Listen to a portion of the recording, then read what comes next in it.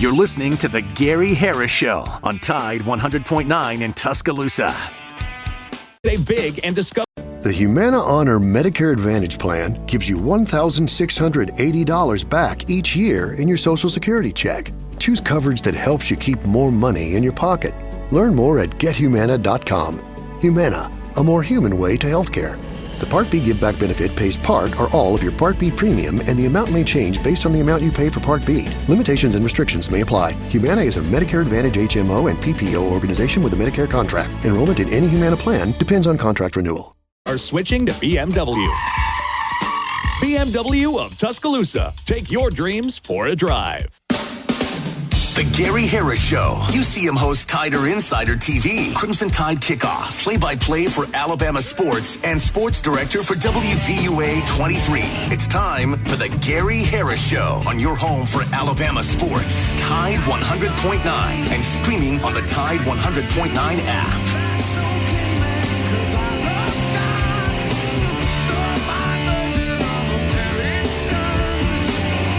All right, good morning, everybody, and welcome into the Gary Harris Show for this Monday, October 14, 2024. It's Alabama-Tennessee week. The third Saturday in October is on the horizon. All right, as I said, I'm Gary Harris. Welcome into the program. Chase Brumfeld, manning the controls, taking your phone calls on the Pinnacle Park and North River hotline at 205-342-9904. We're ready to kick off this special week with a good show today. Good shows coming up all week.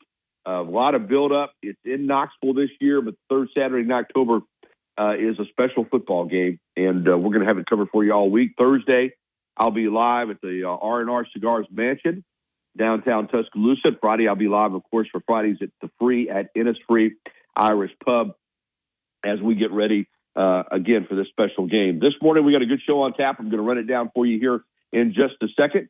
First, though, I need to tell you, as always, this hour, the Gary Harris Show being brought to you by Alabama Credit Union. Member-owned and not-for-profit. It's just a better way of banking. Find out more at alabamacu.com. That's alabamacu.com, or just simply stop by and see them at one of their many locations around the state of Alabama, including the home office right here in Tuscaloosa. Alabama Credit Union, loans for real life. Some rules and restrictions do apply. See if you're eligible for membership and join today and feel good about your money. And put a little extra change in your pocket. All right. Bear with me. Got a little sinus issue this morning.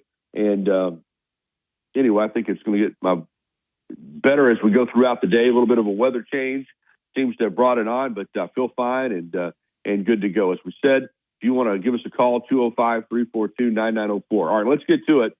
We're going to, of course, start with Alabama football. The Crimson Tide, after losing a week ago Saturday at Vanderbilt, came home against South Carolina, and it went right down literally to the final play of the game, and Alabama wins it. That's the good news. Listen, I had some media people talking to me after the game about, you've been covering the team a long time.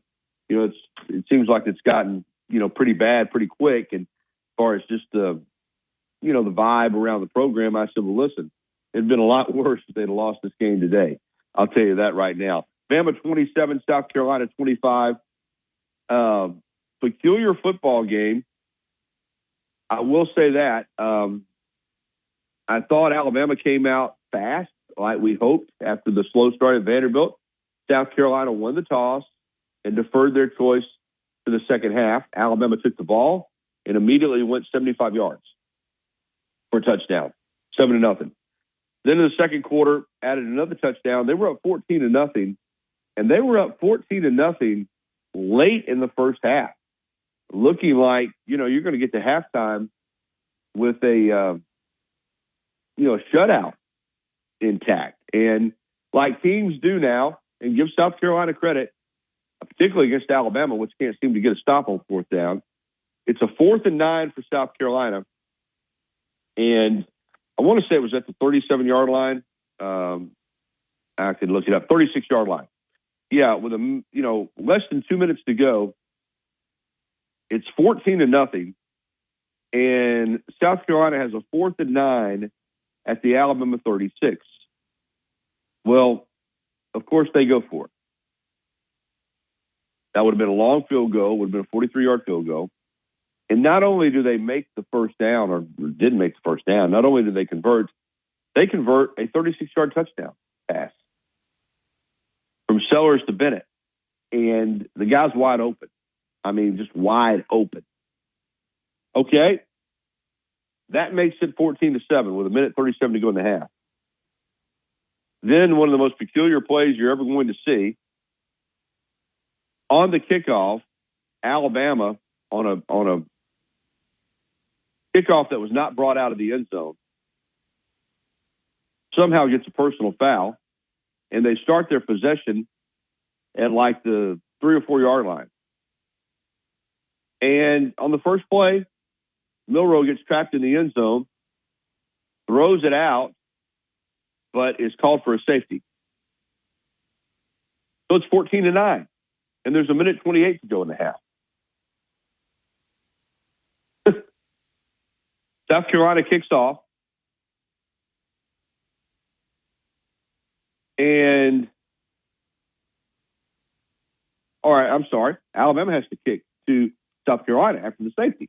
So not only do you give up 2 points, you lose possession right then. They kick off to or punt the ball, whatever they did, to South Carolina.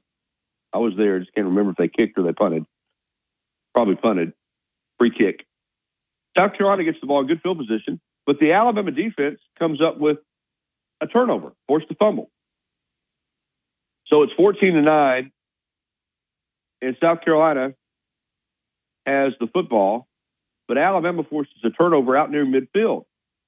So you think, well, Alabama's going to have a chance to score, or at worst, you're going to be 14-9 at the half.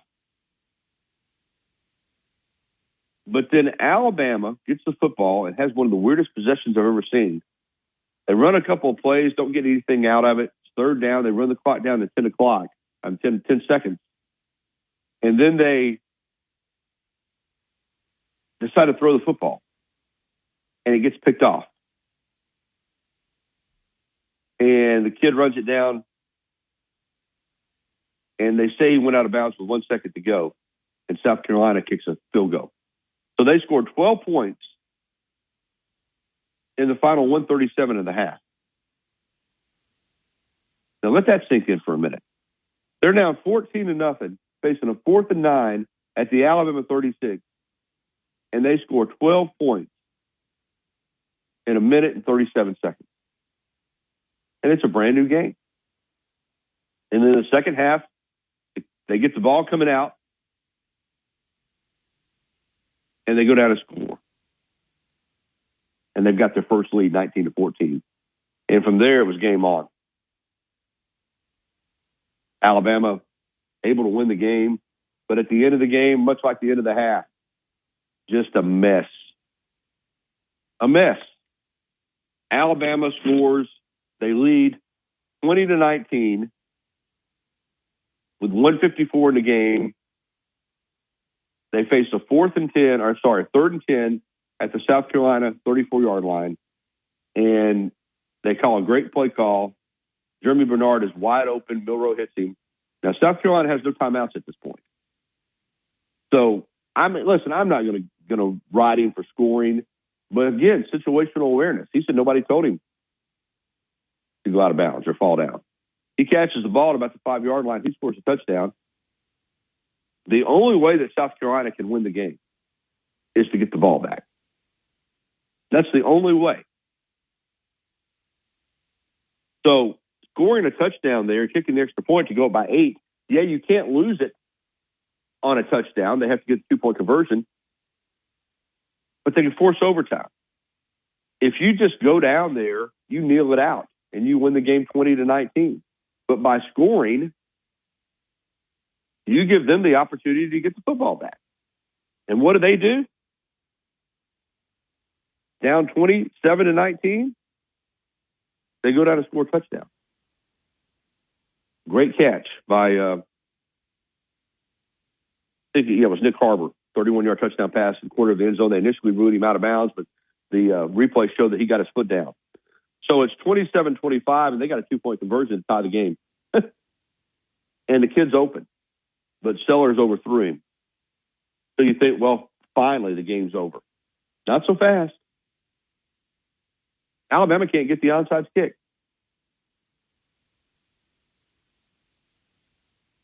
South Carolina gets the onside kick and has a chance to get in position to kick a field goal to win the game. Thankfully, they didn't have any timeouts.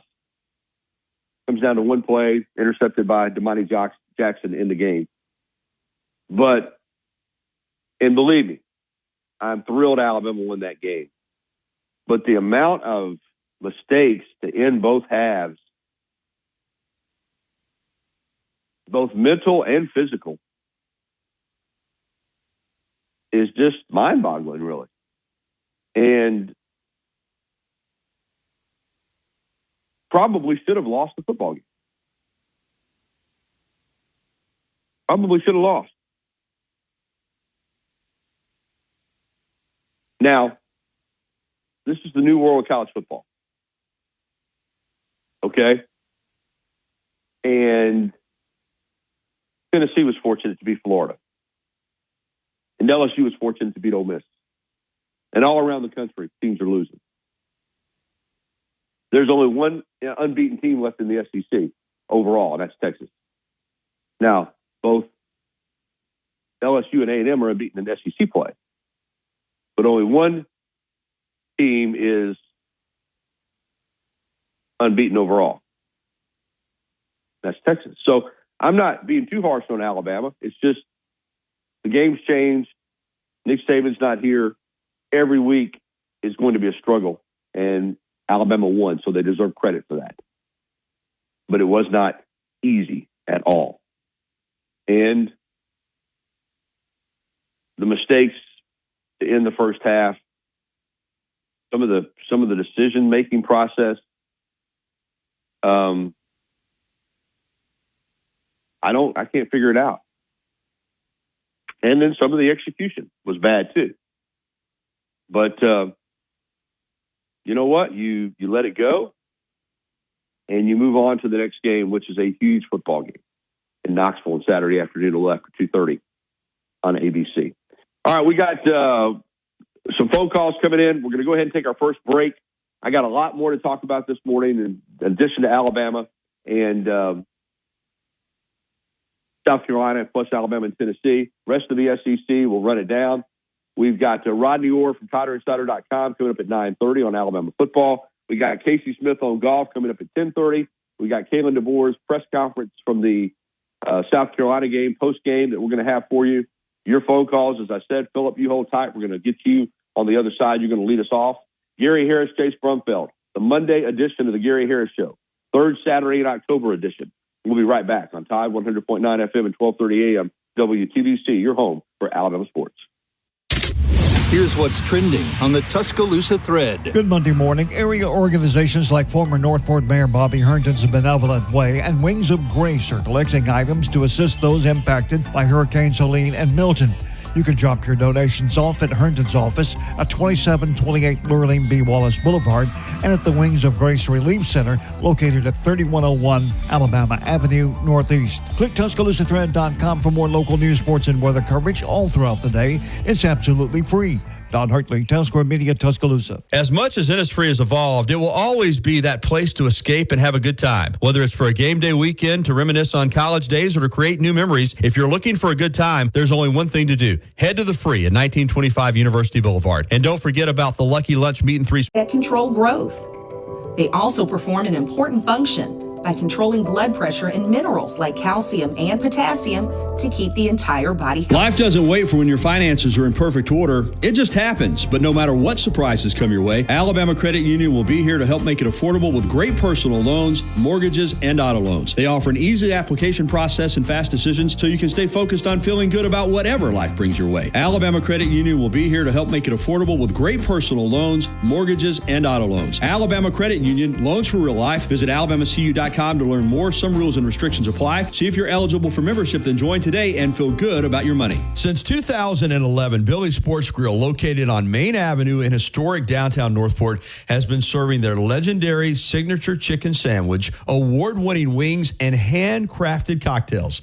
Billy's is also the spot to watch all your favorite sporting events with big screen, high-definition televisions, both dining rooms, at the bar, and out. Clients.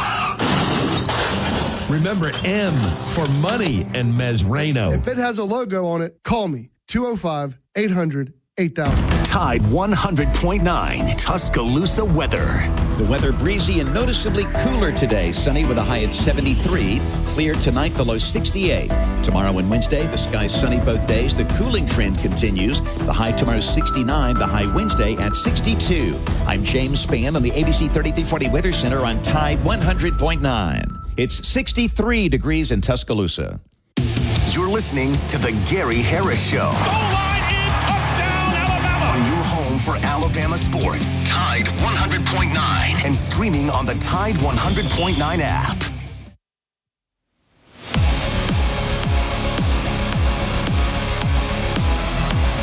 All right, 9:18. Welcome back into the Gary Harris Show. Rodney Orr coming up at the bottom of the hour. Right now, we're going to jump out on the Pinnacle Park at North River Hotline and welcome in Philip. Good morning, Philip. Good morning, Gary. I'm glad you mentioned the personal foul on the kick, because there was another unusual thing about that. The penalty was called on a number 10 who was unidentifiable. He did not have a name on the back of his jersey. Do you know who that was? It was. I'm not sure. So I don't want to. But what happens is, again, like the previous week, they didn't get the jersey change. It was a duplicate number situation. So it was another player that had to put on a number 10 jersey, because it might have been Keon Sabb, just because there's two number 3s, Emmanuel Henderson Jr. and Keon Sabb, but I'm not positive about that. But it was a player that was wearing the jersey number 10 so that he could be on the kickoff team with I think pretty sure it was number 3. So if that's the case, it was either Emmanuel Henderson Jr. or Keon Sabb, because both of those guys were number 3. But that's why there was no name on the back of the jersey. Yeah. It's an extra jersey so that you could avoid the disaster that you had the week before when Damani Jackson did not Damani Jackson, but Damian Brown did not change out of his number 2 jersey, and both he and Ryan Williams were wearing number 2. So that's why it was an unidentifiable player. Yeah, I hope that's checked into a little bit, because the first thing I did was I looked at his helmet. And I'm in the other end. I'm on the 3-yard line in the stadium on the other end where it happened. Look, and his helmet number was number 10. Okay, well then I don't know if there's not a number 10 on the roster. Then I don't know what to tell you. I assumed it was because of the there's Austin Max number 10, but he's a quarterback, and it wasn't him. So I assumed that. I assume it was a jersey change situation. I don't know. I don't even know what he did. I don't know how you get a 15-yard personal foul when you don't even bring the kick back. I don't even know. So, but it was a bad penalty, and it continued a bad series of events. You give up a 4th and 9 for a 36-yard touchdown. Then you get a half the distance to the goal line penalty on a kickoff that you don't bring out. Then on the very first play, you get a safety. And then for good measure, you have to kick the ball to them, but you force a fumble, and then you still wind up giving up points before the end of the half because you throw an interception with 10 seconds to go in the half after you ran the clock down to 10 seconds. I don't even know why they ran a play there. You were not in position to score. Just an odd series of events. So instead of being up 14-0 at the half, you're up 14-12, and then they come out and score to start the third quarter. So you're down 19-14 in a game that, for the most part, in the first half, you controlled. There was another play in the game that really triggered a weird series of events. If you remember correctly, Alabama was up 14-0 and really cruising in the game, and they hit a pass to the tight end. Milroe did, for probably a 20 or 25-yard gain, and Jeremy Bernard got called for being covered up on the line of scrimmage. So he was not lined up correctly, and that was a 5-yard penalty, but in essence, it was a 25-yard penalty. And Alabama, I think, would have had a first down at like the 35-yard line of South Carolina. And, that's one of those plays. There always seems to be a play with this team where they just do something that, it's just like the Georgia game. Every opportunity to put that game away, and they never could do it. They were up. Help me out with the tight end, 81, the tight end. That's Dupree. Yeah, Dupree. Dupree, I think, was the one that caught the ball against South Carolina and got called back. And then Dupree was the one in the Georgia game where the ball hit him in the chest and it popped out and it led to the interception. It kept Alabama from getting a touchdown there that probably would have put the game away. So this team, they're penalty prone. Now they're turning the ball over some. A lot of interesting things going on Saturday. A lot of interesting things going on with the defense. They opened the game with 4 defensive linemen, 3 linebackers, and 4 defensive backs. And that's a change. And then Kane Womack, the defensive coordinator, was not as involved with the huddles when the defense was on the bench. He wasn't as involved talking to players. Like they were doing some things defensively differently as far as who was sending in the plays. It was, just a lot going on with this team right now. But they won the game, and if you win Saturday afternoon, it's going to be a really positive vibe, and it's going to be a real shot of momentum. If you don't win, it's going to be crazy here next week. It will. Everything gets magnified because the fans will look back at these last 2 weeks as an indicator of, hey, they weren't ready or they were poorly coached. So it is important for Alabama to get off and try to win this game, or win this game Saturday. And I think Alabama can win it. I don't think Tennessee is this immovable object that I thought they were 4 weeks ago. Well, obviously they're not. They listen, man. You talk about woulda, couldas, and shouldas. Sometimes I think Billy Napier's trying to get fired. With Florida dominated the first half of that football game against Tennessee. I'm not talking about outplayed them. I'm talking about dominated, and we're up 3-0, 3-0 in a game where they easily should have been up probably 17-0 or 14-0, and just one poor decision. One execution. At the end of the half, they don't get a field goal because they got 12 men on the field. I mean, so this is happening all over college football. The mistakes, I think a lot of it has to do with the way rosters are built now, with players coming in, the lack of time that you have on the practice field as opposed to what you used to have. There's so many things that have led to the game. Now, listen, here's why TV loves it. The game is exciting. The game is entertaining. All these games, it seems like all over the country, go down to the final play. But the quality of football, to me, is not as good as it used to be. But the excitement, the entertainment level, this is an entertainment sport. This is an entertainment business. And so right now, TV loves what they're getting. But the quality of football, in my opinion, has gone down. The fundamentals of the game, the tackling, it's not as sound as it used to be. But from an entertainment standpoint and from the inventory standpoint, commercials, every time you turn around, there's a stoppage in play. There's a review, or now you got this extra 2-minute timeout at the end of the first and half of the end of the game.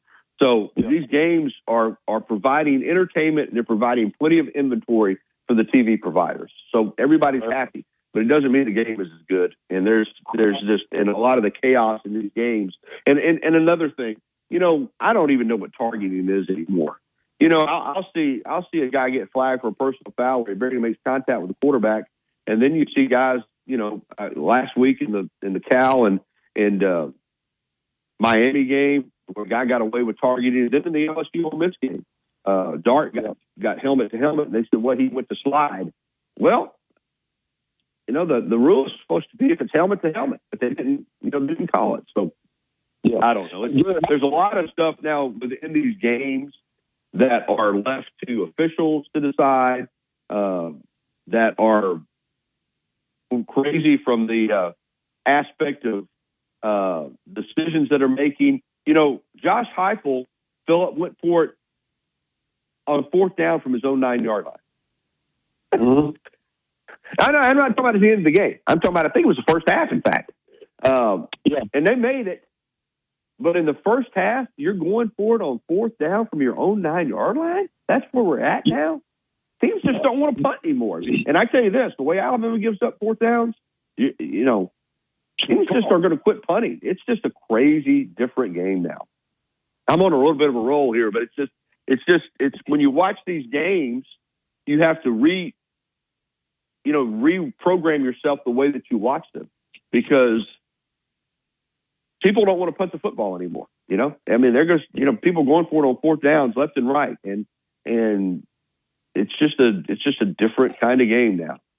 I'll tell you when I got sort of discouraged, Gary, was that during the onside kick right before that happened, the first player that I looked for, hoping that he was not on the field, was Deontay Lawson. And I think he was... Same thing. That's amazing you mentioned that. I thought the same thing when I saw him run out. I told Rodney Orr, I love Deontay as a linebacker, but he has dropped 3 pick sixes already this year. And you're going to have him on the hands team? Yeah, you got an inside linebacker on the hands team? I thought the same thing you thought. I said, what do you... And it was Dupree, I think, and Oots, both of whom had that ball underneath their stomach and couldn't hold on to it on the outside kick. I don't know. I guess you could say tight ends or hands guys, but I don't know why you just don't have wide receivers and running backs and quarterbacks up there. I don't, I saw Deontay Lawson on the hands team, and I thought the same thing you thought. I said, why is he on the hands team? I saw that. My heart sunk. But, let me close out by saying this. And the pass to Bernard from where I was sitting, it was a great catch. I thought it was slightly overthrown. It was a great catch. Keon Keeley, here's something kind of interesting, I thought. Keon Keeley was listed as a performer of the week on the scout team defense. I wonder if that means maybe he's getting a little closer. Well, maybe. I don't know. Usually when you're running the scout team, it means you're not going to play in the game. I mean, that's... Yeah, but I mean, just seeing that just makes you think maybe he's catching on and is closer. I don't know, but he's... Well, I hope so. I mean, he's a highly recruited, highly touted guy. So, but I don't, I have no idea. I know when you're running the scout team, that's you're usually a ways away from playing in the actual games, but who knows? So, all right, I got to hit this break. Philip, good to hear from you, man. You too, man. All right, it's 9:29 here on the Gary Harris Show. We're going to take a break, and we'll come back with Rodney Orr. Before we do that, though, let me tell you about the YMCA of Tuscaloosa. Y is ready for you when you're ready for the Y. It's just that simple. Great place to work out. I'm going to be headed over there today, in fact, to get a workout in. And I love everything about the Y. The people, the facility, the equipment, the classes, all right there at 2300 13th Street. North and Northport, just before Carroll's Creek Baptist Church. Sponsored by Edmondson Deer Processing, Tuscaloosa Tractor, Irvin's, Paul's Feed and Seed, and Anders Hardware. Coming up on The Game with Ryan Fowler. Coming up on the Monday edition of The Game, we're going to talk to Drew DeArmond. We'll talk to Barrett Salee. We'll talk to Martin Houston. We're recapping the Alabama-South Carolina game with the good, the bad, and the ugly. The good is sponsored by Daniel Moore, and we start at 2 p.m. right here on The Game on Tide 100.9, 1230 WTBC, your home of Alabama Crimson Tide Sports. The longest running sports program in Tuscaloosa. The Game with Ryan Fowler. Weekdays from 2 to 6 p.m. on Tide 100.9 and streaming on the Tide 100.9 app. Alabama Crimson Tide lives right here. Down to the pylon. Touchdown, Alabama. On Tide 100.9.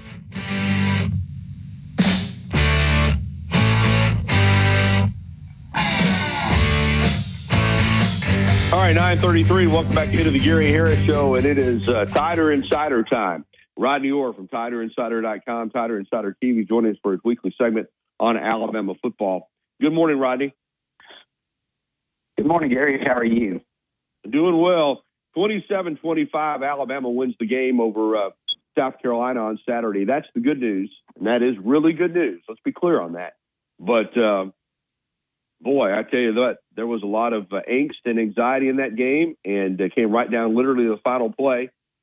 So Alabama wins, but there still appears to be a lot to work on with this football team, Rod.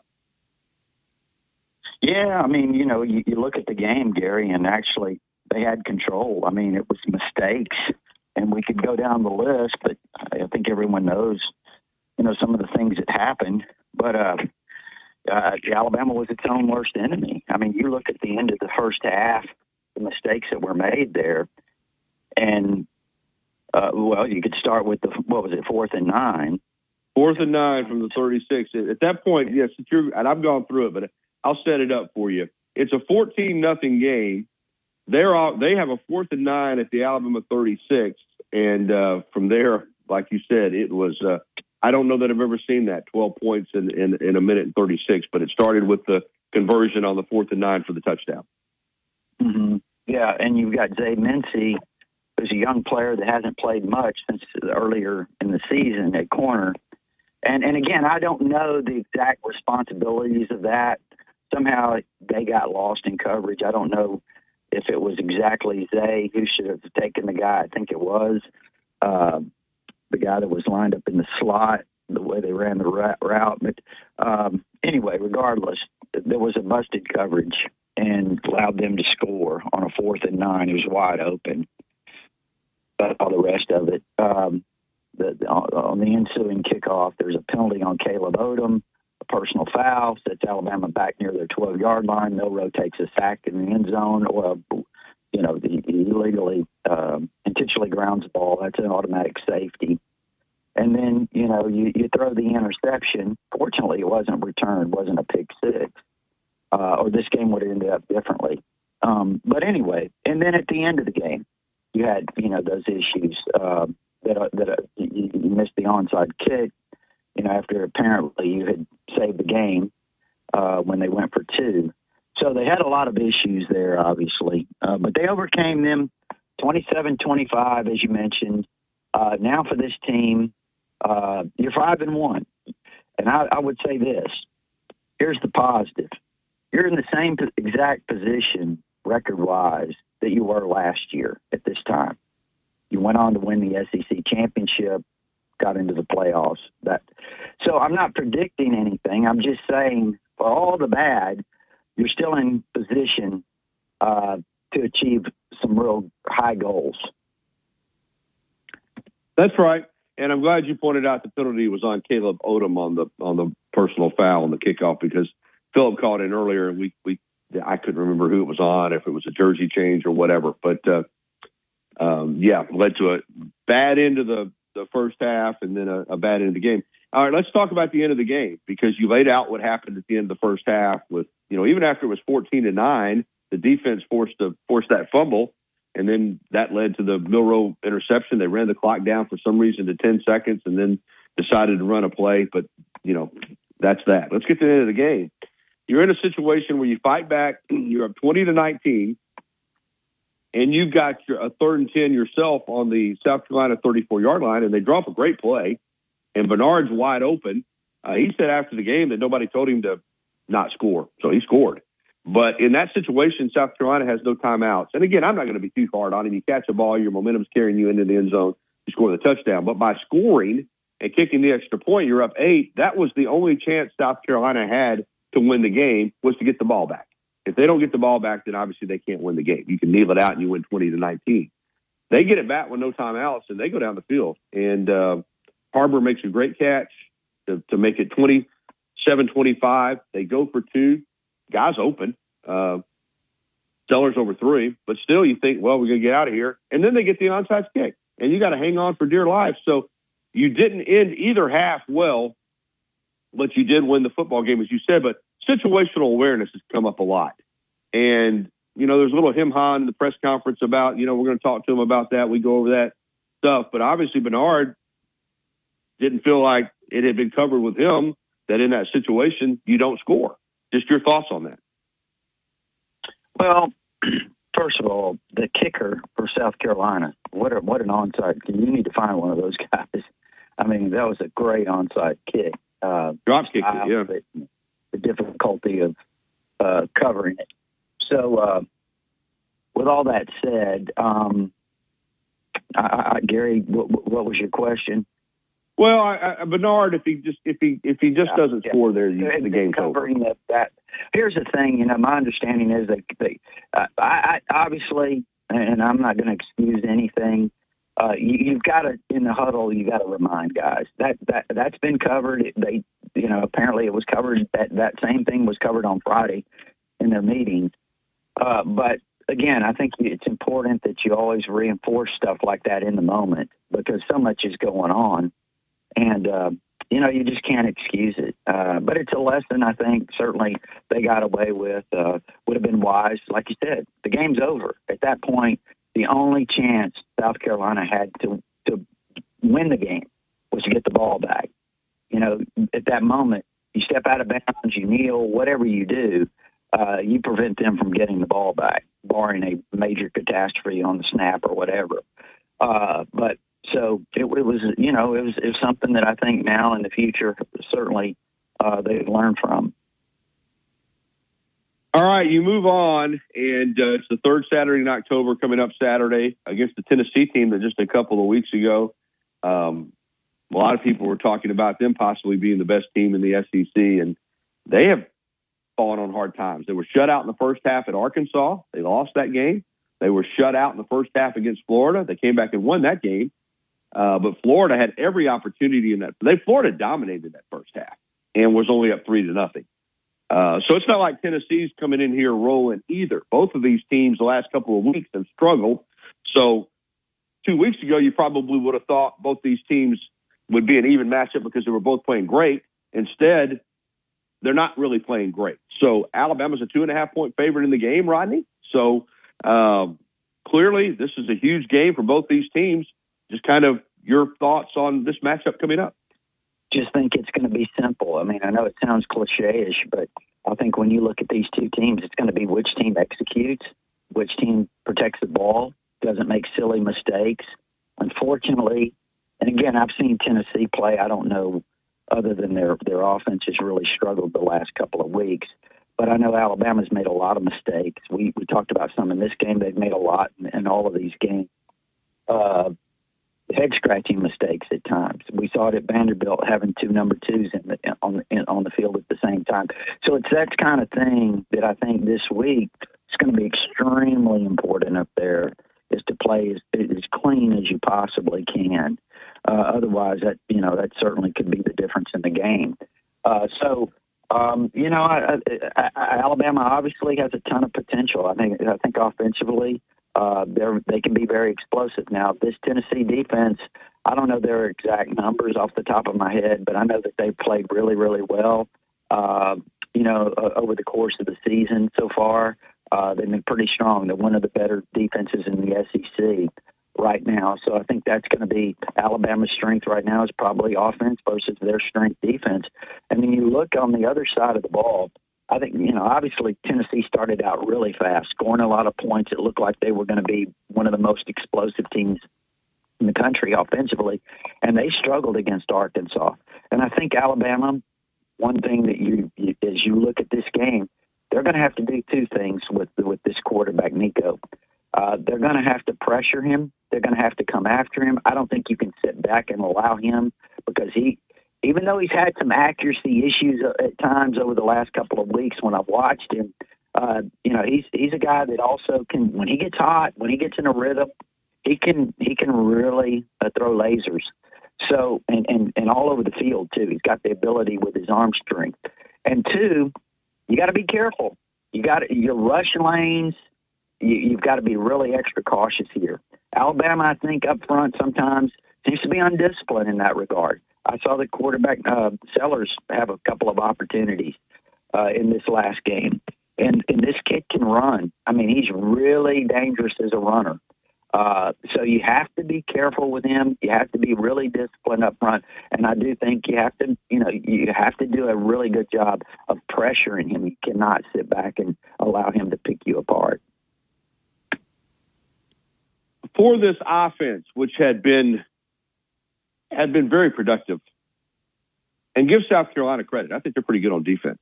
And, they held Alabama to 313 yards, by far their lowest output of the year. And Jalen Milroe looked really good early, but then it seemed like the offense got out of its rhythm, and he struggled at times. The first time really this year, though, I know Vanderbilt, they didn't, have a great game from the standpoint they didn't have the ball much, but they scored 35 points. This was the first time that it looked like to me that a defense really was able to dictate, particularly there at stretches in that game where Alabama's offense struggled. So what is the key to get that offense back clicking the way it was earlier in the year? Well, yeah, first of all, I think, South Carolina has some really strong pass rushers. We talked about that last week. That was going to be a real challenge. And they got pressure on Milroe. And, he made some mistakes. They forced some mistakes. So you have to do a better job of protecting him. But I think also on the flip side of that, you have to understand they're coming. And you don't have a lot of time. So you're going to have to get the ball out quickly. And you're going to have to get it out accurately and make smart decisions. I think the throw right before half, as ill-advised as the call probably was, I thought he threw a late pass, and it was, in a bad spot. So you've got to make smart, quick decisions, and you've got to, get good protection for sure on that. And as far as the run game is concerned for Alabama, I don't know if I've got these numbers exactly correct, Gary. But I think Milroe has like 77 carries throughout the season. And I think you have to run Milroe. People had said before the season, you got to get Milroe more involved in the run game. And you do. You have to have design calls. And some of these calls are reads that he's made. He made a great read, by the way, on one of those where he zipped through the middle and picked up some significant yardage there. But here's the thing.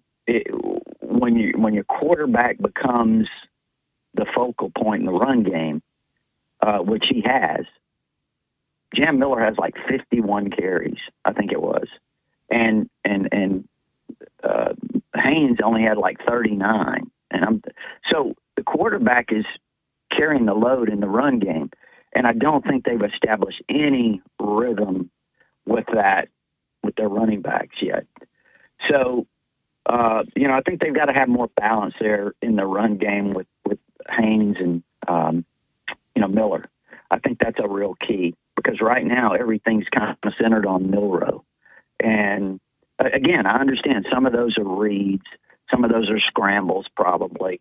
But I think that you've got to become more in a rhythm, get more in a rhythm with your run game, with your running backs.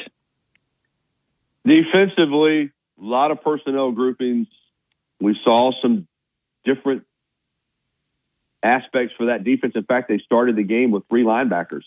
Jefferson was on the field with Lawson and Campbell. We saw some things on the sideline with a lot of different coaches involved, with Womack certainly coaching, but not talking and engaging with the players nearly as much as he has in the past. Overall, defensively, you look at the game, like I said, with less than 2 minutes to go, they're pitching a shutout in the second quarter. What did you think of the defensive effort, and how good will it have to be on Saturday against a Tennessee team that, even though they've struggled lately, offensively has a lot of firepower? Yeah, it's interesting because, like I said, I don't know. We looked over there at the defensive huddle a few times, and I know you pointed it out that it looked like Chuck Morrell, the former co-DC at Washington, who's on the staff. I don't know exactly. As a special assistant to the head coach, I think is his exact title. But anyway, it looked like he had the headset on and was leading a lot of the huddle discussion during timeouts and stuff. And Kane Womack was standing off to the side a little bit, which, honestly, I haven't observed that in the past. I haven't looked for it. So I don't know if that's a change or not, but it certainly seemed a little different that your defense coordinator was not right up in the middle of the huddle, kind of leading that. So not really sure there. But you're right. They did change. I think they started with a 4-3, which was something that was different. But, yeah, I think defensively, obviously they're not playing with a lot of confidence, Gary. They're not tackling extremely well. They're not playing physically with a lot of physicalness. And also spoke to someone who played in the NFL about this. He said he paid special attention to the defensive line in this game, and he said, look, they're not playing technically sound, but they're not using their hands very well. So, I mean, I think they're continuing to they've got to get better at that. And as far as what they do at Tennessee, like I said earlier, I think Tennessee has a really good run game. They run the ball pretty well, and you're going to have to slow that down, obviously. But I think with Nico at quarterback, they're going to, like I said, they're going to have to pressure him. Pressure is going to be a real key. And at the end of this game, you saw Alabama started dialing up pressure. I thought it was really effective. It affected the quarterback. So I think that's what you have to do with him. And like I said, you also have to be really disciplined in your rush lanes because he can really hurt you as a runner. Do you worry at all about field goal kicking? I mean, Graham Nicholson won the Groza Award last year as the nation's top kicker, beat out Will Reichard. Alabama's tried 2 field goals this year. It's just weird in that regard that, you're going to be in some close games. It's not that I don't think he can do it. I mean, he's got a great track record, but the lack of field goal attempts through 6 games is kind of mind-boggling to me. Mm-hmm. Yeah, it is. He kicked 20. I think he was 28 of 29 last year at Miami of Ohio. And now he's got 2 attempts halfway through the season. One of those he missed against Wisconsin, and the other one he narrowly made. It was a shorter field goal, against Georgia, I think it was. But, I be honest with you, I know that he had some struggles in the August camp. And then, he's one of 2. He's only tried 2. So I guess what I'm saying is, if he lines up for a 48-yard field goal to win the game at Tennessee, I mean, you're always concerned. But, I mean, just the lack of kicking, and kicking in this kind of level of environment, certainly a concern. Definitely. But, again, some of that's not really his fault. I mean, he doesn't get to choose when he kicks field goals. So, and he's only had 2 opportunities, which is really, really, like you said, strange. All right, Rodney, before we close out the segment, 5-1, as you pointed out, 2-1 in the SEC, just like last year. Everything's still in front of this team. But based on what you've seen the first 6 games, this last 6 games is going to tell the tale of the tape, so to speak, and what this season is remembered for. What's your gut feeling telling you about this Alabama football team? Is it good enough to navigate through this last half of the schedule and get into the college football playoff? Yes, it is. I mean, potentially it is, but then again, if I was a betting man right now, I would be really concerned that, about Alabama's chances that they will do that. I think the big step, the first thing is that they can't beat themselves, whether it's penalties, turnovers, head-scratching miscues of some sort, having 2 guys on the field with the same number. I mean, we can go over all of these things.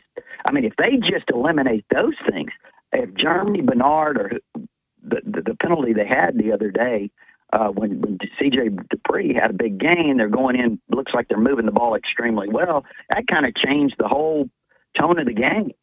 So those little things that you see can have serious consequences. They add up. And so I think if Alabama can eliminate just some of those things, their chances of winning go up exponentially.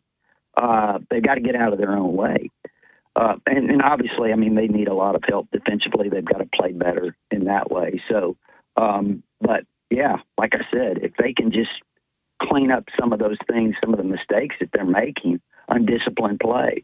You talked about Caleb Odom on the personal foul. I mean, that really set that safety up. So those types of things, they've got to get cleaned up.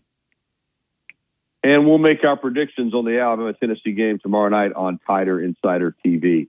All right, Rod, a word about TiderInsider.com before you leave us. Yeah, TiderInsider.com. It's only $48 a year. You can get instant access with your credit card, or if you prefer, there is an address there to send a check. Gives you all our premium information, but also our all sports forum. That's our community of Alabama fans there. I'm telling you, a lot of great stuff right there right now. We've got a great group of members and posters there that provide information and insight and all of that stuff right there on TiderInsider.com. Thanks, Rodney. Okay, buddy. Take care. All right, it's 9:54. we will take a timeout and come back and wrap up this first hour of the program right after this.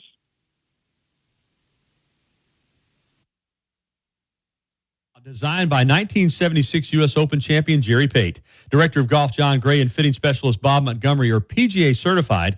Mike Shivitz is the head professional and director of the Tuscaloosa Junior Golf Program. Call today to secure a tee time at the Tuscaloosa Championship Golf Course. Everyone can play. 205-562-3201. Old Colony is operated by Perry. If you haven't already, you've got to try Tuscaloosa's unique breakfast, brunch, and lunch concept. Brick and Spoon, downtown Tuscaloosa, Timerson Square. It's fresh food with a Cajun flair featuring a full bar with build-your-own Bloody Marys and mimosas. Open daily, 7 a.m. until 2 p.m. Available for after hours. Sweet vinaigrette dressing and spicy Cajun sauce. And check out our breakfast catering menu. Blues Q and Brew is open 7 days a week. We're located at 1825 McFarland Boulevard North in the Northridge Center. Los Tarascos has been serving Mexican favorites like burritos, fajitas, and quesadillas since 1999. Their new location is at 4100 Owen Parkway in Northport. And, of course, you can find Los Tarascos in Tuscaloosa at 110 Skyland Boulevard. The bar areas feature big screen television so you can enjoy your favorite sporting events. Los Tarascos features daily happy hours. And Fridays at the Free, every Friday during football season with Tide 100.9 and Inns-Free Irish Pub, located at 1925 University Boulevard, downtown. Tide 100.9 Tuscaloosa weather. The weather breezy and noticeably cooler today. Sunny with a high at 73. Clear tonight, the low 68. Tomorrow and Wednesday, the sky's sunny both days. The cooling trend continues. The high tomorrow 69. The high Wednesday at 62. I'm James Spann on the ABC 3340 Weather Center on Tide 100.9. It's 64 degrees in Tuscaloosa. Covering University of Alabama sports, as well as the national and local scene as well. The Gary Harris Show, only on Tide 100.9 and streaming on the Tide 100.9 app.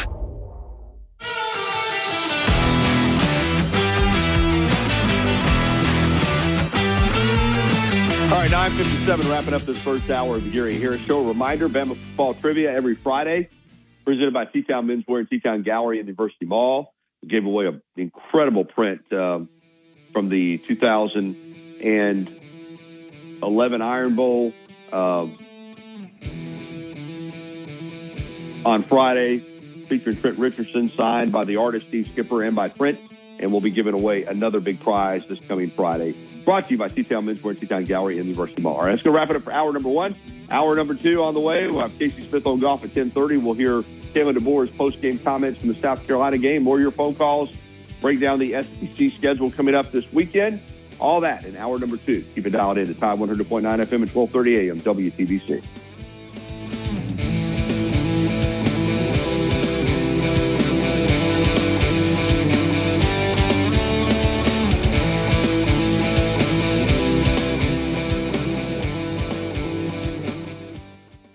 WTBC Tuscaloosa and W265CG Tuscaloosa, a Town Square media station. Tide 100.9 and streaming on the Tide 100.9 app. From the Fox Sports Studios in Los Angeles, here's Nick Cope. News in the NFL, the Lions announced defensive end Aiden Hutchinson had successful surgery for a fractured fibula and tibia last night in Texas, and he will return to Detroit this week. He is expected to make a full recovery, but there is currently no timetable for his return. Dolphins coach Mike McDaniel said he expects quarterback Tua Tagovailoa to play again this season. Tagovailoa is eligible to return to practice on October 23rd. Jaguars running back Travis Etienne is considered week to week with a hamstring injury. And in baseball, the Dodgers took game one of the NLCS with no drama, beating the Mets 9-0 in Los Angeles. Mookie Betts had 3 runs batted in. Enjoy free shipping to your home on purchases over $25. Your new Academy Sports and Outdoor store is located at 4610 U.S. Highway 280 in Birmingham. The Gary Harris Show. UCM host Tider Insider TV. Crimson Tide Kickoff. Play-by-play for Alabama sports and sports director for WVUA 23. It's time for the Gary Harris Show on your home for Alabama sports. Tide 100.9 and streaming on the Tide 100.9 app. All right, hour number two of the Gary Harris Show here on Tide 100.9 FM, 1230 AM WTBC, your home for Alabama sports. It is Alabama-Tennessee week, the third Saturday in October. And Alabama is a 2.5-point favorite in Knoxville against the Vols. A little bit surprised by that, but it's been quite a run for Alabama. Under Nick Saban, the Crimson Tide won 15 in a row against the Vols and then lost 2 years ago and then came back and won again last year. So Nick Saban went 16-1 against Tennessee. What an incredible record against one of your arch rivals. But he's no longer the head coach. And Kalen DeBoer will make his first coaching stop in this game on Saturday at Neyland Stadium. And so it's a brand new era. And, of course, Josh Heupel in Tennessee, like Alabama, has designs on making it into the college football playoff. But clearly, this is a huge game for that. The winner is going to be in pretty good shape. The loser is going to be behind the 8 ball. It doesn't mean they can't still make it into the playoff, but it is going to be tough if you lose that game on Saturday. So it's a big game. I won't call it, like I said, I will not call it an elimination game, but it is a big game for both these teams. 205-342-9904, the number on the first our Pinnacle Park and North River hotline if you want to give us a call and get in on the program. All right, SEC football from this past weekend. In addition to Alabama 27, South Carolina 25, Texas wore out Oklahoma in the Red River rivalry at Dallas at the Cotton Bowl 34-3. Texas number 1 in the country, unbeaten. Georgia held off Mississippi State 41-31 in a game that the Bulldogs just wouldn't go away. And some controversy in that game. Kirby Smart appeared to be trying to run over to an official or one of his coaches, but the Mississippi State quarterback had just been pushed out of bounds on the Georgia sideline, and Kirby Smart made contact with that player and appeared to shove him. Again, I don't know that it was necessarily intentional, that he knew who the player was. He claimed afterwards he didn't even realize it was Mississippi State quarterback, but he did make contact with the player. It'll be interesting to see what comes out of that. Tennessee held on and beat Florida in overtime, 23-17. Certainly a game the Florida Gators feel like they should have won, but they didn't. And that's why I like to say bad teams will find a way. And I don't think Billy Napier is going to make it in Gainesville. I mean, just some of the coaching decisions in that game, unbelievable. LSU did not lead in that game against Ole Miss until the final score. They beat Ole Miss in overtime, 29-26. Another game in which Ole Miss controlled the game throughout, but didn't win it. And now Lane Kiffin, we look up, and he's got 2 losses in the SEC with a football team that Ole Miss people were totally confident would make it into the playoff. And now it's going to be tough for them. Vanderbilt, not a one-trick pony. They go into Lexington and beat Kentucky 20-13. Obviously, they're a good football team. They probably feel like, they let one get away against Georgia State, which is one of those weird losses. And they feel like they should have beaten Missouri. They feel like they ought to be undefeated. They're a pretty good team. So they get a win again on Saturday. And then Missouri host Auburn this weekend, but the Tigers tuned up by going to UMass and winning 45-3. All right, the schedule coming up this week. We mentioned Bama at Tennessee, 2:30 Central Time on ABC. Auburn is at Missouri. That's 11 a.m. kick on ESPN. South Carolina at Oklahoma, 11:45 kick on SEC Network. A&M at Mississippi State, Battle of the Maroons, 3:15 on SEC Network. LSU at Arkansas, 6 p.m. on ESPN. Ball State at Vanderbilt, 6 p.m. on ESPN. Georgia at Texas, 6:30 on Saturday night on ABC. And Kentucky at Florida, 6:45 on SEC Network. So that's your schedule for this coming Saturday. Right now, let's jump on the hotline and visit with our pal Corey. Good morning, Corey. Good morning, Gary. How are you this morning? I'm doing well. Thank you. Well, this is just becoming a very annoying just seeing Alabama play right now, because I don't know if this is now the new norm of Alabama getting in these close games, because you're now starting to see a pattern now of Alabama just not playing good football right now, because you've now seen 2 games and then 2 quarters of bad defense. Just, I understand that we're in a new system right now, but right now it's not working. And I don't know if it can be fixed. I mean, because you are what you are right now, and now you're about to really get into the meat of your schedule, because these were supposed to be 2 games you're supposed to dominate before you get into the Tennessees, the LSUs, and all that. Now there's no more room for error, and now we know there's a blueprint out there to beat Alabama, which is hold on to the ball, keep Miller on the sideline, and I just don't know what we do now, because this is the like I said, the blueprint's out there, and teams are going to use it. Well, sure they are. At the same time, you say you are what you are, then, Alabama's 5-1 and 2-1 in the SEC. So, I'm not disagreeing with your premise that they need to get better at a lot of things, but they are 5-1, 2-1 in the league, and control their own destiny. So, there's some things that they've got to correct. There's no doubt about it. But a lot of teams around the country are saying the same thing. Listen, man, we're in an era of parity. It is what it is. The portal, NIL, it's hard to build a team anymore just the way you built a team 10 years ago, with stacking classes on top of each other, building depth, having guys learn your system, be patient, wait for their opportunity to play. That's not happening. Guys come in, they don't play, they transfer out.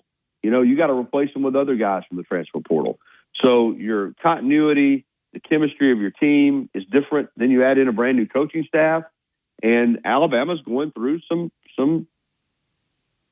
ups and downs. There's no doubt about that. But I still think this is a good football team. And, I just think that Saturday is an opportunity now to kind of get everybody back on board. If you go up there to Knoxville and you win that game, the vibe around here next week is going to be really, really good. Everybody's going to kind of be back on board, feeling like you got a chance now to go ahead and win the rest of them. If you don't win the game, then obviously it'll be just the opposite of that. They'll be gnashing the teeth, and your margin for error will be gone, and your best case scenario is to go 10-2 and hope that's good enough to get you into the playoffs. It's probably not going to get you to Atlanta. So it's a huge game on Saturday. There's no doubt about it. It's a game with a lot on the line, and you win that game, and you're in really good shape, and you lose that game, and you're not. So that's kind of where we're at right now. What was your observation from the game Saturday? I thought they came out really strong. I thought that that opening drive was a thing of beauty. Marched the ball down the field 75 yards. I thought they were in control of the game. I thought the defense was playing really well. I thought for, 26, 27 minutes of that first half, it was a really nice half. You're up 14-0. You've got South Carolina facing a 4th and 9, and you give it up. And we've seen that way too much. And not only do you give it up, you give up a wide open touchdown. And then you can't close out the half. It's a horrible close to the half. I mean, if you go in up 14-0, or let's say they don't score there. Let's say that 4th and 9, they don't make it, and you stop them. What if you go down and score and you're up 17-0 or 21-0? I mean, this team was close, I think, to putting that game away, and they couldn't do it. And, same thing with the Georgia game where they blew a big lead. This team has a chance to be a really good team. So the talent is there. I just think there's some mistakes every week that they're making, mental and physical errors that they've got to correct. But if they do that and they put a full 60 minutes together, they beat anybody. I believe that. I think this team has a hard time putting teams away or stopping drives. I mean, because they just don't know how to finish games, because it's what's going to get you beat. Because if you can't finish games against opponents like this, you're going to have a hard time stopping opponents such as LSU, Tennessee, Oklahoma, Auburn, stuff like that when you have really stiff competition. Well, yeah, but you know what? A lot of times when you play better competition, you rise up and play better too. So I guess if you're asking what I think about the rest of the season, I still think this Alabama team has a chance to to win the rest of them. I do. I believe that. And I think they're good enough. I think they've got talent to do it. And if they, can get to Atlanta and play for an SEC championship, they're going to the playoff.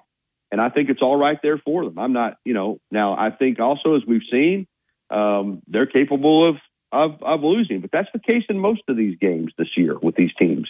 And Vanderbilt's a good team. I'm going to have to give Vanderbilt more credit. I mean, the fact that they were able to follow up that Alabama win with a win at Kentucky tells me a lot about their team. So there's no shame in losing to Vanderbilt. So you got to play them. The key is in this age of football is you got to try to figure out a way to win the game against the opponent you're playing that week.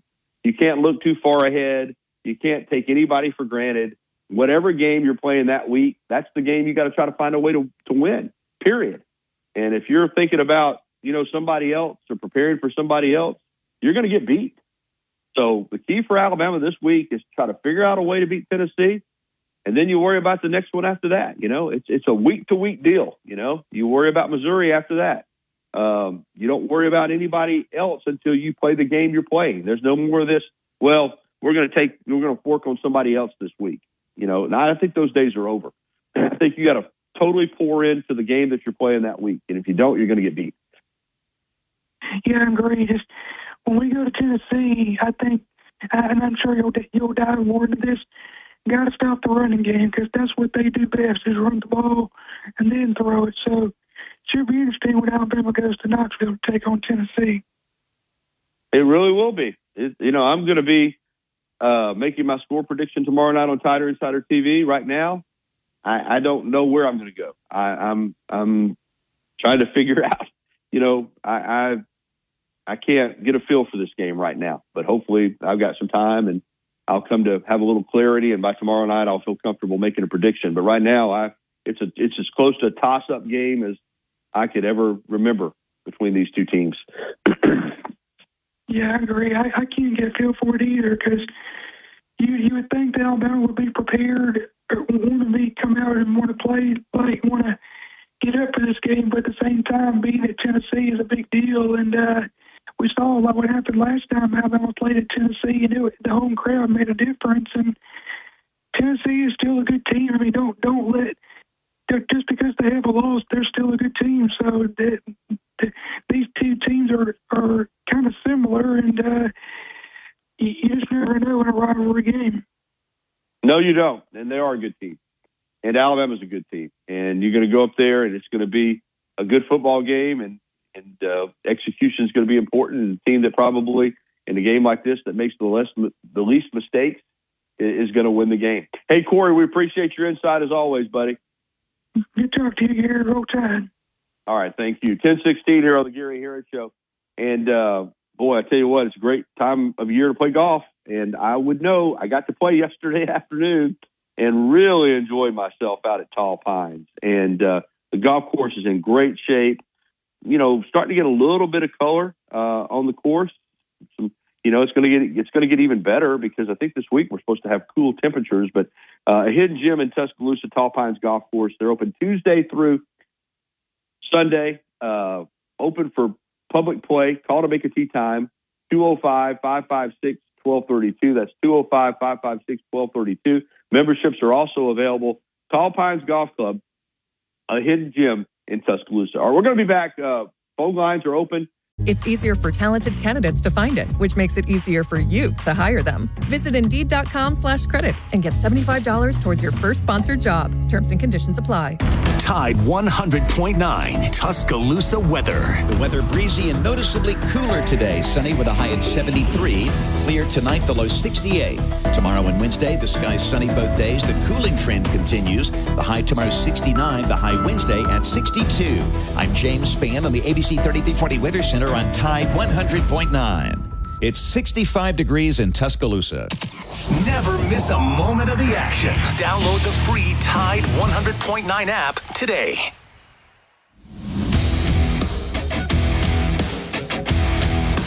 All right, 10:20. Welcome back into the Gary Harris Show, and we're rocking and rolling here. We're going to get to some Kalen DeBoer post the game press conference audio from Saturday. Not going to have time to play it all, but we want to get into it and let you hear what he had to say about the Tide 27-25 win over South Carolina. Here's the Alabama head coach from Saturday afternoon. Another game down to the wire. We're kind of getting accustomed to those. I think there's some things that we can certainly do to make sure that it doesn't get to that point. But we always talk about finding a way to win. And as many times it maybe looked like we weren't, we did. And the guys, I guess the biggest thing I'm proud of is the response, starting early in the week. Today, there's things I think that happened because of the way they came ready to practice, whether it was just a response Sunday after we got together and kind of talked over the truth of what we had happen a week ago. And then Tuesday, just back to work. So, very, very unified group that understands that there's still so much more we can get better at. I think, we talked a lot about different things that South Carolina would do that would, be tougher matchups for us, areas in the strength of their team that were maybe different than a week ago. And that's the way it's going to be every single week. And so we knew that up front, they were going to be stout, and thought we did a nice job with a balanced attack most of the time. Obviously, when we tried to force the issue and got into some longer situations or tried to press the ball down the field, especially at the end of the first half, that backfired on us. But, defensively, got to the quarterback. We have 3-4 sacks, I think it was, and, three takeaways. And that's, always an emphasis, continues to be an emphasis, and proud of the way the guys came through with those. We had 3. Did we have 3 or 4? 3, yeah. I couldn't remember if the interception was the 4th or the 3rd. So just proud of the way the guys fight. The onside kick. We talk about our thought process and being 1-0 and focusing on the next play. And I use it from day one about the ball being a funny shaped object and bouncing. We just need to go grab it. It seems pretty simple, but obviously that didn't happen. So the guys are trying, great effort on it, but found a way a defense go out there and attack, be aggressive, and put them in a tough spot there on the last play. Thanks, Coach. Starting front row on the left with Nick. Yeah, the touchdown to Jeremy, as far as the decision to call that play when you need the first down, what went into that? And then also, was any thought put into potentially going down and not scoring a touchdown so you could kneel it out there? Yeah, we knew we had to get the first down, just really with how much time was on the clock. We didn't have the timeout, so there's a risk reward, right, on those calls. We were just right on the edge of what would take to kick a field goal. Field goal makes it a difference, as far as what they got to score.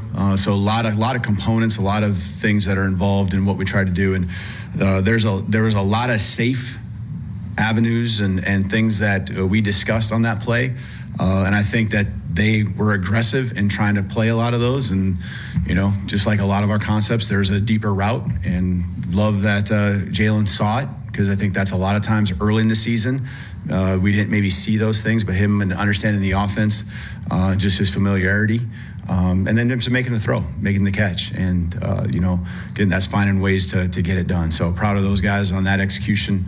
Obviously, that was a huge part of the win. Go to Chase all the way back on the right side there. Open a drive, 4th and 1 on your own 34. You go for it. You get the 2-yard sneak with Milroe. Were analytics saying to go there, or were you bucking analytics in that situation? Yeah, I think they were. I'm pretty confident they were saying to go. So it's always pretty much the analytics say any 4th and 1 you should go for it. So, but yeah, we were, and just felt confident with the tempo, and we really haven't done much of that. So even them just seeing what we would line up and how we would run it, the first time, that was something we were pretty confident. We work on it every single week, later part of the week, and I thought the guys did a nice job. A big part, obviously, in getting some momentum. You hate punting on the first drive when it's 4th and 1. So great job of the guys executing, something we hadn't really done this year. Front row and right, Charlie. Yeah, hey, Coach, just what went into the decision to kind of wait and call a timeout with 11 seconds there before the half? Yeah, I mean, I trust our guys, and that one obviously was, the points they got at the end, at the end of the half there hurt us. And, I'm thinking if we can get one play to where we can throw it in the end zone on fourth down and the clock ends with us having the football, I'm all for it, and worst case scenario, you take a sack or something, you have to punt it. I don't like punting, really anytime, but, that was to me the worst case scenario. But, I guess I'm always just aggressive that way. And you try to weigh the risk reward and put the trust in the guys, things we talk about. That'd be something, obviously, me and Jay Mill, Coach Sheridan, we'll sit and talk about. And just when we're in that moment and we want to keep the pedal down and try to give ourselves another play, I'm looking for anything. Pass might be defensive pass interference. It could be anything that gives us one more play. We've seen crazier things happen, right? And so that's just the aggressiveness I like to have. Now, we'll talk about the trust, and I think the guys appreciate when you put the trust in, but we have to learn from those things when they do happen, because obviously they got 3 points out of it. It's probably the last thing I was thinking about when it did happen. So, Steven, second row left. Coach, what does it say about Damani's toughness? Got the injury there earlier in the game, but to come back and had the game-sealing pick, just Damani's toughness. Yeah, it is. And I think he'll be fine. Obviously, he was back out there, so the guy wants to go out there. He's had a great season so far. He's someone we got a lot of confidence in, and we wanted to just use him at the right times, the right moments in the second half when those times came up, and again, finding a way to pull it down and concentrate on the ball. And kind of most people would look at it as an easy pick, but you got to still be there and you still got to make the play. So definitely proud of the fight that he had and wanting to be back out there, considering he did go down earlier in the game. Katie, front row right. You had some penalties today that extended drives for South Carolina, the one that set up the safety for y'all. Just kind of what's it going to take to clean up the penalties? Yeah. It's penalties. We're striving for zero. And that's what we're trying to do, and we emphasize it. Every situation is a learning one, and we're going to talk about that. Like, we have to read body language of what's happening. I haven't seen it, so what I say may just be totally not correct, but the understanding is that when he comes across the field, I know what his responsibility is, but when he's coming across the field, he doesn't hear a whistle. You just got to kind of at some point have a sense of where what's happening in front of you, and if your guy has slowed down or anything like that, when you hit him. But I know the ball wasn't that deep into the end zone. I thought we might even field it and bring it out. I think it was a late decision on whether we were going to do that and let it go. So, it wasn't something where he's egregiously trying to go out and get a penalty. It's just more of a matter of reading what's happening in front of you and instinctually knowing that the play, is a touchback. And so again, that's something I'm sure I'll see on film and understand, how close was it? I think by the letter of the law, yeah, probably a penalty, right? Ball's touchback and all that. So we can't have it. We can't do it. And, that was one that hurt us because it put us in that situation for the safety. So just those plays kept feeding on each other, the small things, which that's a big thing, but the small things add up, and we find ourselves in a fight till the end. All right, good stuff there from Kalen DeBoer from Saturday afternoon, part of his post-game press conference. It's 10:29 here on the Gary Harris Show, and we're going to take a timeout. We're going to come out with Casey Smith on golf. A bunch of Bama guys played this past weekend. A bunch of them are playing in the final stretch of the PGA Tour season, trying to secure their... You can shop online at TuscaloosaCDJR.com. At Tuscaloosa Chrysler, Jeep, Dodge, Ram, you pick it out and we'll work it out. Roll Tide! You see him on WVUA 23 covering sports and on Tider Insider TV on Tuesday nights. Don't miss a minute of the Gary Harris Show. Weekdays from 9 to 11 on Tide 100.9.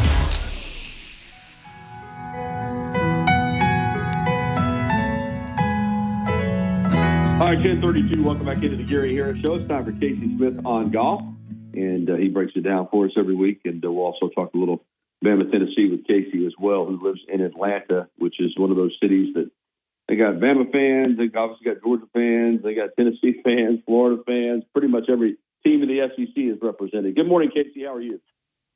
Oh, I'm doing good, Gary. I guess just got back from for a weekend. A friend of mine that owns Ocean Reef Racing hosted my son and I graciously at England. What a spectacle that was.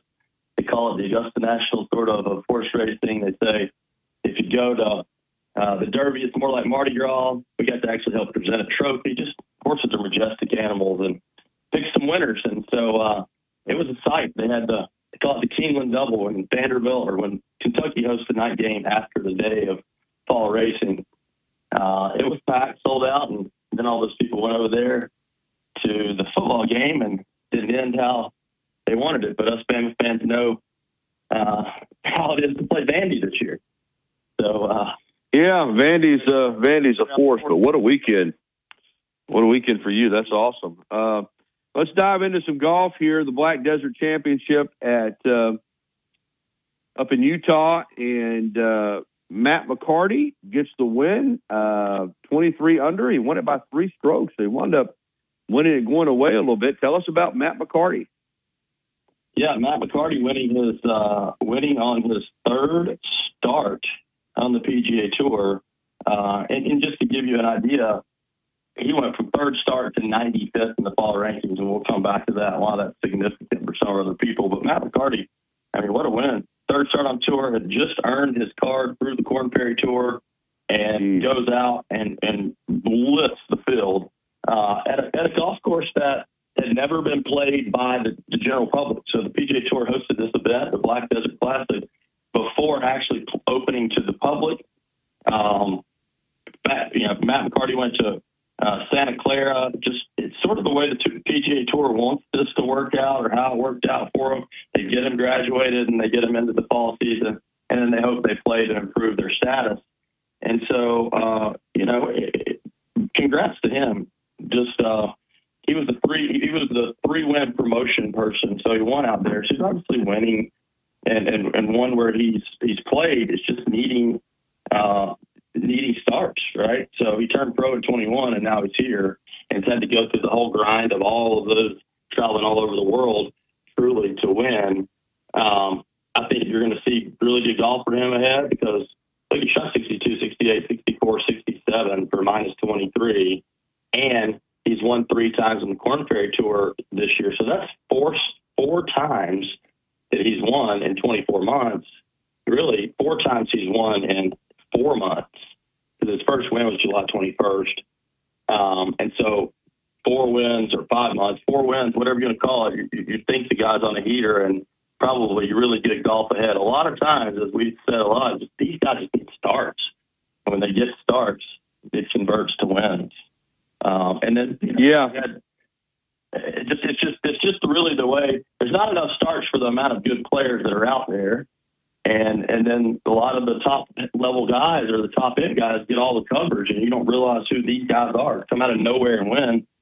And he could be the guy that looks like Scotty Scheffler when he came out on tour after a little bit, or Justin Thomas or Jordan Spieth. I mean, those guys won early on, and look at where their careers went that first run, right? So I think if you just go on paper who he's beaten in the last 5 months, then you get really good golf from Matt McCarty. Yeah, there's so much talent, young talent, and these guys they're tour ready when they get out there. Like you said, he had earned his stripes and was impressive. Really good tournament, as we'll talk about some of the Bama guys that are grinding here down the stretch. But Lee Hodges gets a T8, tie for 8. Really looking at a top 5. He had a late double bogey that cost him, but 16 under par. Really good tournament for him. He's in pretty good shape anyway, but that helps a lot. Yeah, I mean, Lee Hodges, look, he really finished strong yesterday. And if he doesn't make, he had a bogey on the front, a bogey on the back, and a double on the back. And, I mean, he shoots 4 under, and that's 8 under. He probably finishes third and even a bigger payday. But it's good to see him really grinding out and playing these tournaments when he didn't really have to, right? I think it's good for him to build momentum, make money, improve status. Maybe you find something, and there's something about it. You still get to take some time off when you're playing in these events, but you're keeping your game somewhat just relative. So I'm glad to see him out there, and now he's updated his status to 76. I mean, he's locked in for next year if he didn't play anymore, and I suspect you're going to see him the rest of the way, just because there's too much opportunity there for him. And I think that there's a couple of the other guys we're going to hopefully have round into form a little bit. They're playing a little inconsistent. Trey Mullinax finished 25th, Pat Gazar 43rd, Wilson Burr 46th. Robbie Shelton missed the cut, and he really needed to make the cut. And Bud Cauley missed the cut, and he really needed to make the cut. So we're down to 5 events left here to get inside that top 150 for conditional status and 125 for full status. And we've got some guys that are going to need some help. Like we said before, JT and Steph, they're at 14 and 27, Dunlap at 49. I still think you'll probably see him this week in Las Vegas. And Pat Gazar's at 70th now, which is great. Lee Hodges 76, Davis Riley 78. They're all safe. Robbie Shelton 154. So he needs a really good finish. Bud Cauley 156. They're right there. If they could just, both of those guys who missed the cut this week, if they could just have some good finishes, if they make three of the 5 cuts, they're going to be inside the top 150. So it's not like you have to go crazy. That's probable, but to get inside the top 125, they just need really one good finish apiece. And so pulling for them really hard because I think they both can still have good careers out there. I'd love to see Bud Cauley get a real crack at it after all his injuries. And, nothing about Wilson Burr. He's at 184 and Trey Mullinax at 200. So Trey really needs some good golf ahead. And he's got some past champion status that'll get him some starts. But it'd be awesome to see them all finish inside that top 125. It would. And some of them have to grind and got to play all the events that they can. Are we at a point now where the top players in the world, let's say the top 25, do any of them even consider playing these events down the stretch, or is it just extended vacation? Are we going to see any of the really top guys, or are these all just secondary type events? I think that it's set up to be, now this is going to change again, but it's set up currently to be the way it is. They can play if they want. They obviously bump a guy who's trying to play, but it's all like where their status is not really going to help them. This week, for instance, they're launching the Titleist Golf Ball. They do it every year, every 2 years. They launch it, the Shriners in Las Vegas, and they have since the Pro V1 came out in 2000. You'll see more players in this event because of that, because it's their first look. A lot of them have already been playing it, but some of the Titleist guys will be out there that are sponsored by them. I don't think you'll see any of, JT's. He's having a baby, any of that. So yeah, it's really set up to be, you'll see some guys at Sea Island because they live there playing that event. It's sort of regionally based if they're close by or they're in. But yeah, extended vacation for a lot. Live season's obviously over until next year, and then you've got some European stuff that's been going on that will continue through this winter. Some of those guys will play over there, but this is the chance to get some of these guys that don't get chances to play and to earn their cards, and that's why they've got this FedEx Ball going on. But as a regular, tour player, if you're in that top 70, you have the liberty to play if you want. They've all been saying they need more time off. I think if they all try to look back at Tiger Woods' schedule, which is laughable to me a little bit, that they all looked at his schedule when he was playing peak golf, and he's playing 20 times and winning 10 or 8 or 5, right? But he always said, I need to play more if he wasn't who he was always telling those guys to play more. Somehow they missed that part. I would think they need a lot more starts just because there's so many good players. Your starts depend on how much you win. If you're like elite Scotty Scheffler, it's a different story. But if you're some guys, not to try to call anyone out, but I think you know what I'm alluding to, they should be playing a little bit more. They've obviously, you could go out here in this fall, if you're a really good player, go win. Build some more confidence, That's sort of what I'm thinking. But you don't see many of them taking that up. They want to take their time. I guess they got their job for next year, and they're confident in their abilities. Well, one thing I think that's hurt, and I've talked about it, but moving the PGA Championship up to May, I know maybe at the time it seemed like a good idea, but all your major championship golf plus the Players Championship is just all wrapped up. And in fact, I know you've got Ryder Cup and President's Cup stuff, but and it's football season, but I would love to see the PGA Tour move back maybe to to September, just to give us some more big time golf events instead of just this compressed schedule. And like you said, down the stretch here, I mean, hardcore golf fans are watching, but casual sports fans aren't watching these events. They're just not. And what do you think about that? Well, if you did some stuff to where you had some Monday finishes on around Labor Day, a Monday finish today around Columbus Day, you wouldn't compete as much with football. You could stagger the start times. You would lose some viewers on some days. You'd probably gain some on the other days. I'm with you. I feel like the PGA Championship moving the major season up condensed. Then you have the fall playoffs, which ultimately, to me, even living here where they end the playoffs, the scoring structure they have in place makes it really hard for fans to follow when guys start so far up. And it's like they need to redo some of that to make that more meaningful. Maybe it's just a big event and all year is rewarded instead of it being looped in together. I think there's in this transition of golf, of the internal ecosystems of golf, there's a lot of things to be worked out. And we are upcoming to that launch of that TGL League, which is going to launch in January now this year after the storm messed it up last year. So we're going to have some additional golf coming for 2025 that we did not have in 2024. But it's front-loaded as well. All right, the weekly update, I guess, and we talked about this last week, and we're going to get into another season here soon. For now, LIV and PGA Tour are still separate entities, but do you continue to believe that sometime in 2025 we'll have an agreement to get back to playing golf with all the top players in the same event? And I think you hear two sides of it. They all think all sides think they're going to get a deal done. Does it look like they're going to continue these tours on down the road?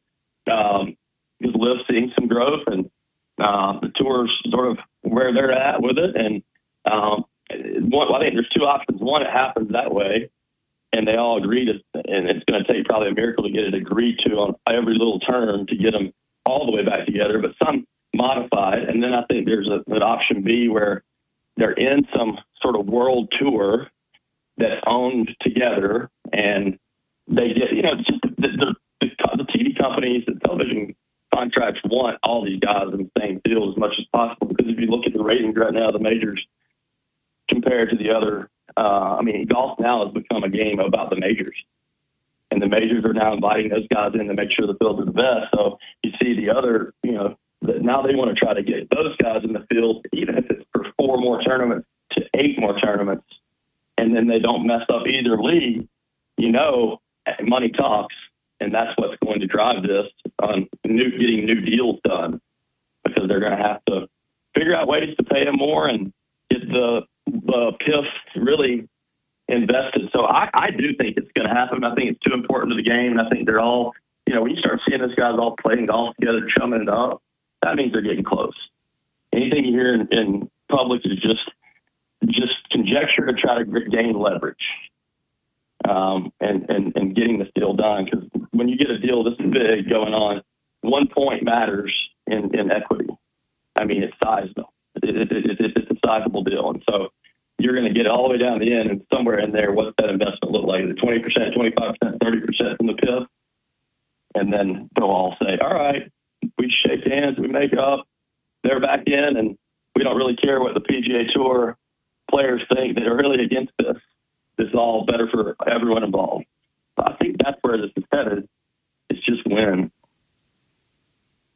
Casey, the Crimson Reserve, Alabama's $47 million men's and women's golf facility. They had a media tour on Friday. It was Friday afternoon. I had too much. I didn't get to go, but I sent a crew out there and looked at all the video. It is state of the art. It's one of a kind. Loves J.C. Well, love Mick Potter, what they've done here. But this also, a little pressure on them now. I mean, to get back to the elite level that they were at for a while, as far as competing for national championships, when you got a facility like this, you got an advantage over most golf programs in the country. So it's an incredible facility. It's unbelievable, but pressure on these coaches now to get back being good probably isn't going to be good enough. They're going to be expected to be elite, right? I agree with you. It's funny you say that. I was reading stuff last night about it. I know the architect of the building really well, know some people involved. I couldn't agree more. I think they've obviously both done a phenomenal job, won titles, built incredible programs, but this is the type of investment into your program that's expected to produce top 5 programs annually. And it is the best. I mean, both of them have said this. I agree. I know golf like they do and around, and it is the best facility maybe in the world. Likely, truly is likely in the whole world. That is the best golf facility to get better golf.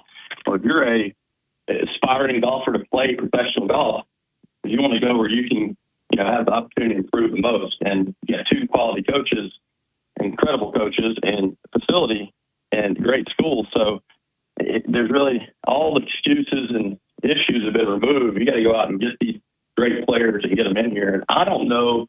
The one variable here is what does NIL and how does that play into college golf recruiting? You hear a variety of things. I don't think it does quite as much as other sports at all. I think it's probably way down the totem pole. But I think that's probably another way that you sort of guarantee that. If you've made the $47 million investment, you probably need to put up a little bit more every year to guarantee that so you overcome that, other final hurdle. And I don't really know what that is. That's something they know more of. They keep the golf NIL stuff a lot more on the DL than they do in other sports. And lastly, Alabama, Tennessee, both with one loss in the conference, meet on Saturday afternoon in Knoxville. What's your gut telling you on this matchup? I just hope that it's getting to their young quarterback is going to be the key to this game, I think. He's not quite as good as I think everyone thought he was going to be, but he's a freshman. Look, we've got a redshirt junior quarterback. It's taking him to this last year late to get to where he's comfortable. This guy's going to be really good. But right now, while he's young, I know he's playing at home. We're going to have to affect the quarterback, something we haven't done a great job of. Fortunately, we did get some pressure in that 2-point play. I'm a little shocked, a little bit more killer instinct from the defense needed, it seems like. We're just so used to what we saw with our prior coach, who is the GOAT, to get everyone ready to play in those games that weren't the premier opponent. We beat the out of the inferior opponent because this is the standard. And I think it's the shocking thing for all fans. Just don't seem to be as up as we were for Georgia. But I think ultimately, if you can beat Georgia, you can beat Tennessee. I'm shocked we opened as a favorite. It's hard for me to pick against Alabama, so I think it'll be a really, really, really close game. If they struggle like they did against Florida, I got to see some of that. We've got better players. I think we've got better coaches. I think Coach DeBoer is a phenomenal coach. So I like Alabama to win, but really close. Maybe inside the number, maybe by 1 field goal to win late. Thanks, Casey. Appreciate it. Thanks, Gary. I hope you have a great week. You too. All right, 10:51 here on the Gary Harris Show. We're going to take a time out. We're going to come back and wrap up the show, and we have time to get a phone call in. If you want to give us a ring on the Pinnacle Park at North River Hotline, 205-342-9904. We'll be right back after this. Coming up on The Game with Ryan Fowler. Coming up on the Monday edition of The Game, we're going to talk to Drew DeArmond. We'll talk to Barrett Sallee. We'll talk to Martin Houston. We're recapping the Alabama-South Carolina game with the good, the bad, and the ugly. The good is sponsored by Daniel Moore, and we start at 2 p.m. right here on The Game on Tide 100.9, 1230 WTBC, your home of Alabama Crimson Tide Sports. The longest running sports program. 989845. 800-398-9845. That's 800-398-9845. Stay up to date with the Crimson Tide. Local high school sports and Bama in the pros right here on Tide 100.9.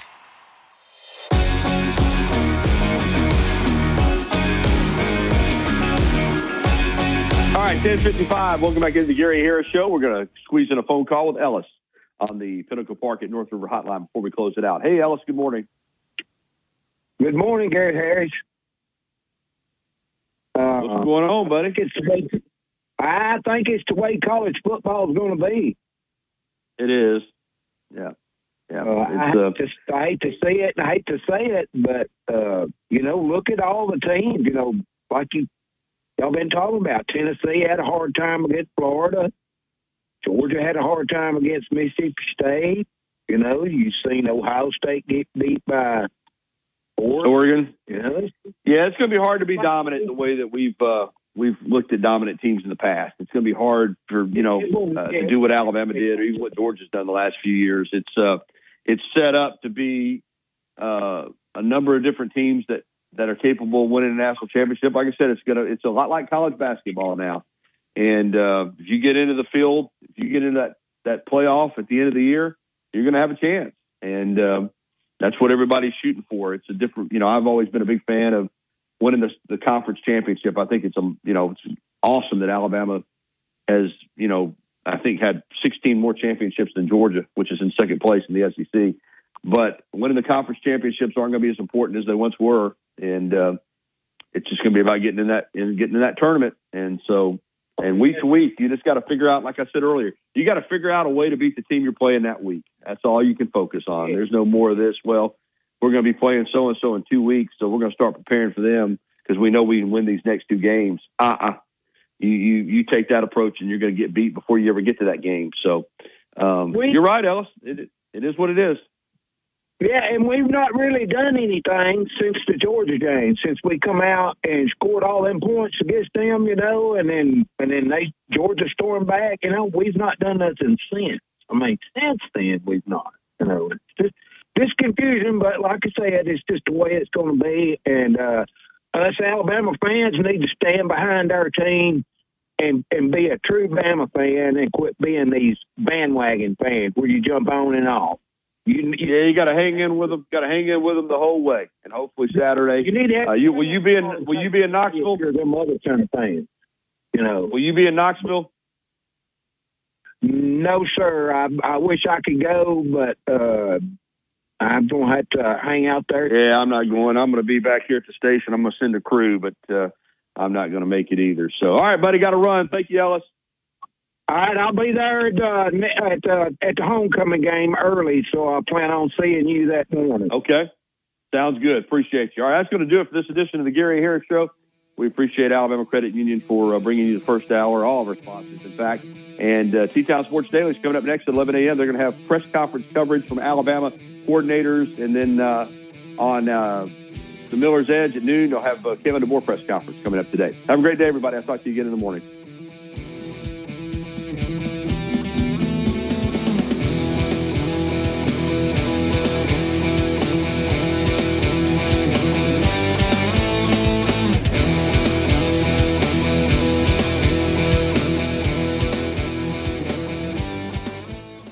Thank you for listening to the Gary Harris Show on your home for Alabama sports. Tide 100.9 and streaming on the Tide 100.9 app. Tide 100.9 Tuscaloosa weather. The weather breezy and noticeably cooler today. Sunny with a high at 73. Clear tonight, the low 68. Tomorrow and Wednesday, the sky's sunny both days. The cooling trend continues. The high tomorrow 69. The high Wednesday at 62. I'm James Spann on the ABC 3340 Weather Center on Tide 100.9. It's 66 degrees in Tuscaloosa. WTBC Tuscaloosa and W265CG Tuscaloosa, a Town Square media station. Tide 100.9 and streaming on the Tide 100.9 app. From the Fox Sports Studios in Los Angeles, here's Nick Cope. The Lions announced defensive end Aiden Hutchinson had successful surgery for a fractured tibia and fibula last night in Texas and will return to Detroit this week. Hutchinson is expected to make a full recovery, but there is currently no timetable for his return. Dolphins coach Mike McDaniel said he expects quarterback Tua Tagovailoa to play again this season, though he did not offer a specific time frame. Tagovailoa is eligible to return to practice on October 23rd. Jaguars running back Travis Etienne is considered week to week with a hamstring injury. In baseball, both league championship series play today. Game 2 of the NLCS between the Dodgers and the Mets is at 4 Eastern. LA taking game 1 last night